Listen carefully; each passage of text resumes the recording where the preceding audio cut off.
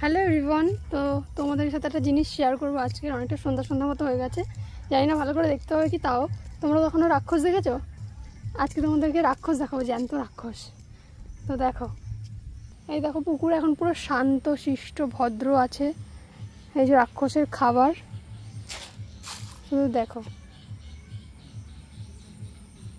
সন্ধ্যা হয়ে গেছে, আমি জানি না আসবে কি না। ওই দেখো,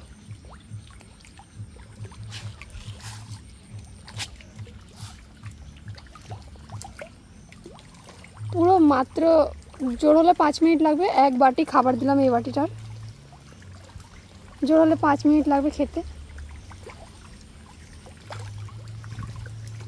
দেখো কি পরিমাণে রাক্ষসের দল এসেছে, জ্যান্ত জ্যান্ত রাক্ষস। যারা যারা মাছ খেতে ভালোবাসো আমাদের বাড়িতে চলে আসো। আমাদের পুকুর থেকে, এই যে এত বড় পুকুর, পুকুর থেকে মাছ ধরবে আর খাবে।